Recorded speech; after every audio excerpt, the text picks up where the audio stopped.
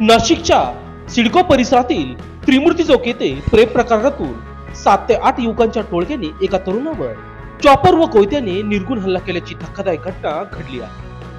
ही घटना परिसरातील एका शाळेसमोरच घडल्याने नागरिकांमध्ये भीतीचे वातावरण निर्माण झाले आहे।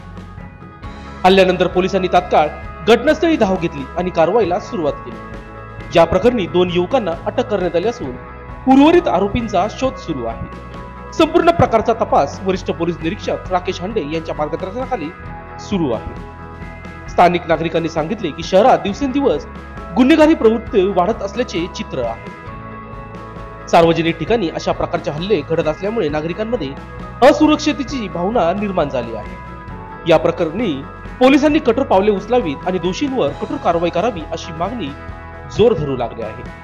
सध्या जखमी तरुणावर उपचार सुरू असून त्याची प्रकृती गंभीर असल्याचे समजत आहे। या घटनेमुळे सिडको परिसरात एकच खळबळ उडाली आहे। माझं असं फक्त इतकं म्हणणं आहे की जेव्हा आम्ही प्रशासनाला नियम थोडासा सिक्युरिटी मागितली तेव्हा प्रशासन का झोपले होते का? माझं फक्त इतकं म्हणणं आहे, आम्हाला आमच्या मुलांना फक्त मी इतकं सांगते की आमच्या मुलांना इथं जेव्हा सिक्युरिटी मागितली तेव्हा प्रशासनाने आम्हाला नियमाच्या बंधनात बांधून बंद केले। त्यावेळेस आम्ही गप्प राहिलो। जेव्हा एखाद्या मुलाला कोयत्याने जेव्हा वार झाला त्याच्यामध्ये आमचा मुलगा या किंवा मुलगी कोणा पण तिच्यामध्ये हादरून गेले तर आम्ही काय करायचं? प्रशासनाला जॉब ठेवायचं का शाळेला ठेवायचं की इथे पब्लिकला ठेवायचं? काय ठेवायचं? आम्हाला फक्त इतकं सांगा। माझं फक्त आमचं सगळ्यांचं इतकंच म्हणणं आहे की आमच्या बाळ आमच्या सोबत सिक्युरिटीसाठी आहे ना। बरं, ज्याच्यावरती वार झाले ते किती जण होते? मारणार किती जण होते? 6-7 जण होते। बरं, काय होतं त्यांच्या हातामध्ये? काय होतं? त्यांच्या हातात चॉपर होता, एकाच्या हातात कोयता होता आणि छोट्या छोट्या हातात ते लाकडे कुडाळ हे सगळं होतं त्याच्यात। आता पण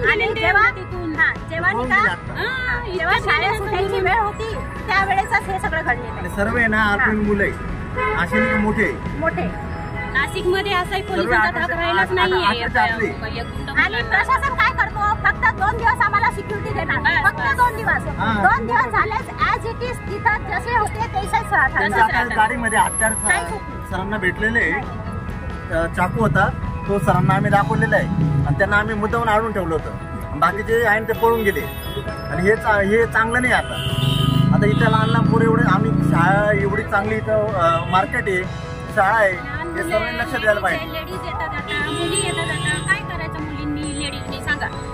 म्हणजे तुम्ही जर इथं संरक्षण देत नाही आणि तुम्ही तर म्हणता की मुलीचा कोण आता इथं तर याची गुंड कमीत कमी शाळा सोडताना किंवा भरताना आहे ना इथं 2 पोलिस पाहिजे ही विनंती आम्हाला प्रशासनाकडे विनंती आहे।